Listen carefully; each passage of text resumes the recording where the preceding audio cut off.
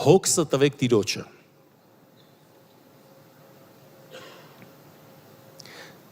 Ձեր կյանքում հոգս կա։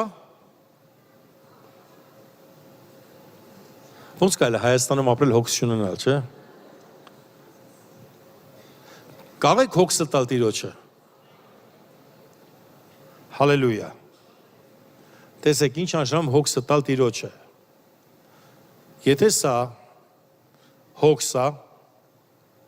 եւ դրված է քո ուսերի վրա եւ դու տանում ես այս հոգսը քեզ վրա, մենք պետք է այս հոգսը տանք Տիրոջը։ Չէ, չեմ ասում ապուշ լինես, որ ասես, դե Աստված, եթե այս հոգսը ինձ վրա, բայց էլ իմը չի, արդեն քոնն է այս հոգսը։ Բայց դու զգում ես այս հոգսը, որ դեռ քեզ վրա է։ Գիտեք ինչ, եթե դու այս հոգսից չես ազատվել, դեռ քոնն է դա։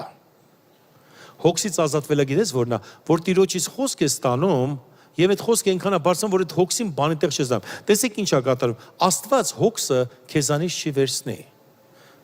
Նորից ես հեսա կբերեմ այստեղ, ձեզ ցույց կտամ։ Տեսեք, սա ձեր հոգսն է։ Հիմա հոգսի տանուն դիր։ Հիմա ես չգիտեմ ձեր ամեն մեկի հոգսը որն է, բայց ամեն մեկը ունեք հոգս։ Հիմա այս հոգսը քեզ հետ է։ Ուր որ գնաս քեզ հետ է հոգսը։ Ինչ է կարծում, երբևիցե տեսել եք, որ Աստծո հրեշտակը գա, Տոնյան ջան, կարաս գաս։ Վերցնենք Տոնյան Աստծո հրեշտակն է։ Չեմ ասի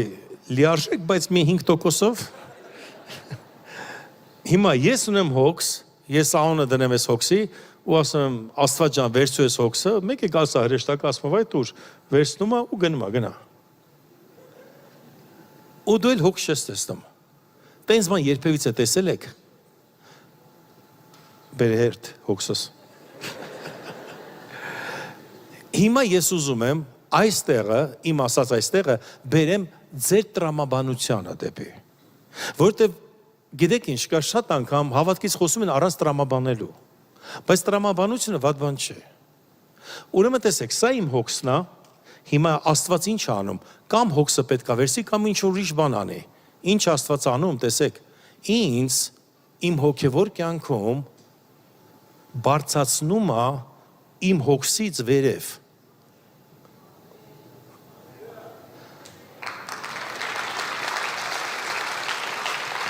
Ու գիտեք ինչ է լինում, արդեն որ ես հոգսին նայում եմ, այնքան պուչուրը։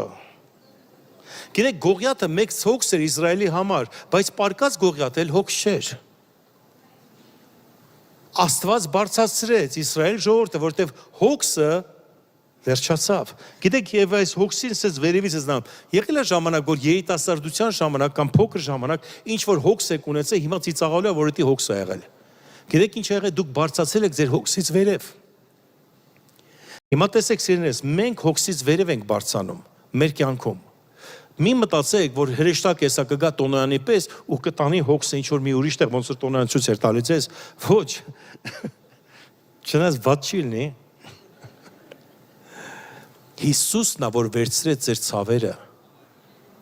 Հիսուսն է, որ վերցրեց ձեր մեղքերը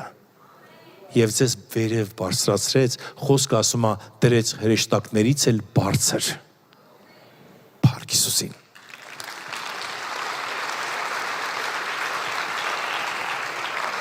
Փիլիպեցիս 4:6 գրված է. ոչինչի հոգս մի անեք, այլ ամեն բանում աղոթքով եւ աղաչակով եւ գոհությունով ձեր խնդրվածքները թող հայտնի լինեն Աստծուն եւ Աստծո խաղաղությունը, որ ամեն մտքից վեր է, կպահպանե ձեր սիրտ ու միտքը Քրիստոս Հիսուսում։ Հիմա ասեք ինձ այդ միտքը եւ սիրտը։ Գիտեք ով է պահպանում ձեր միտքը, ով է եղել մտքի մեջ հարցակումների մեջ, խնդրում եմ ձեր բարձրացրեք։ Դու գիտեք ինչու են մարդիկ հոգեբանների մոտ գնում։ Մտքի հարցակումները, գիտեք, եթե ասենք թե վիրավորես քո ձեռքը, կարող ես ինչ-որ դեղ քսես կամ մի բան ցավը անցնի, չէ՞, բայց միտքդ եթե ով է ձեզ պահելու դրանից։ Պահող չկա։ Բայց այստեղ գիտեք ինչ է ասում։ Եվ Աստծո խաղաղությունը, որ ամեն մտքից վեր է, ուրեմն տեսեք, գոյություն ունի մտքեր, բայց խաղաղությունը ամեն մտքից վեր է, կպահպանի ձեր սրտերը ու մտքերը Քրիստոս Հիսուսումը։ Ուրեմն սիրելիներս, ամեն ինչում վստահիր Տիրոջը եւ հանձնիր Աստծուն։ Քո հոգսը հանձնիր Տիրոջը եւ դու կբարձրանաս Տիրոջ խաղաղությունը կգա։ Ձեռք բերեք Տիրոջ խաղաղությունը։ Եվ այստեղ գիտեք ինչ է հետաքրքիր գրած Փիլիպպեցիս 4:6-ում ոչինչ հոգս մի անեք, այլ ամեն բանում աղոթքով եւ աղաչքով, գոհությունով ձեր խնդրվածները թող հայտնի լինի Աստծուն։ Այստեղ ես ուզում ձեզ մի բան սովորեցնեմ։ Երբեք մի աս Աստված չգիտես իմ հոգսը։ Այստեղ գրված է ձեր խնդրվածքը թող հայտնի լինի Աստծուն։ Փորձեք գոհությունով գաք Տիրոջ սրահները։ Պարզապես գիտեք ոնց աղոթեք, ձեզ սովորեցնում եմ։ Ինչ որ ես եմ անում։ Կան մարդիկ, գիտեք, թվում է թե նրանք գցել են վանդակը այրուցի հետ։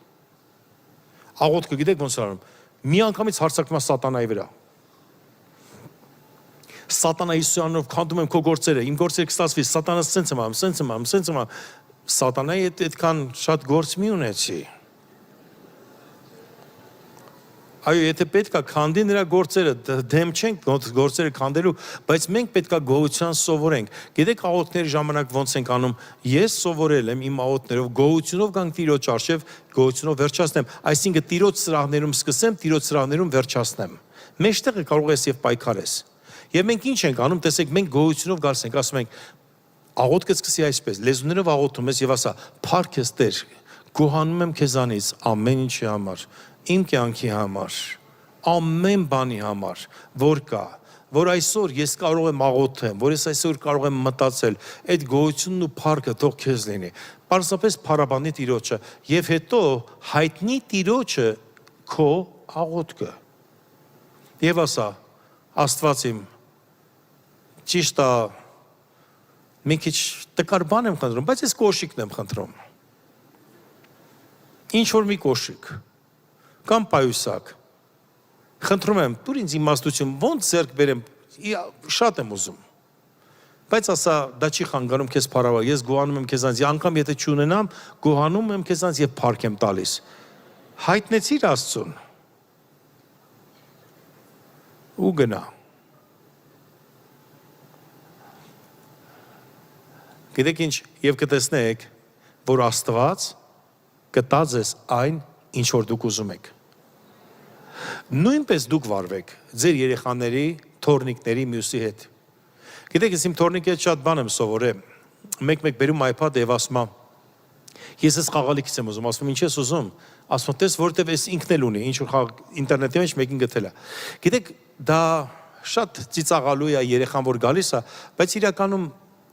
թույլ մի տվեք, որ ինքը ողջ կյանքը ուզենա այն, ինչ որ ուրիշ ունի։ Մեկ անգամ մարտնացավ ասում է, եւ նա ինձ ասեց,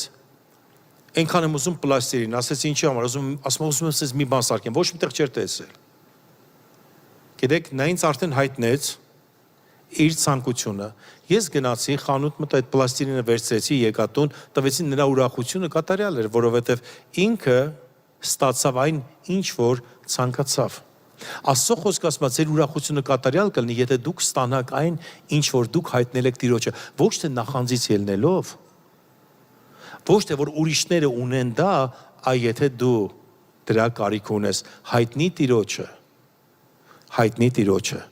փառք Հիսուսին, հալելույա։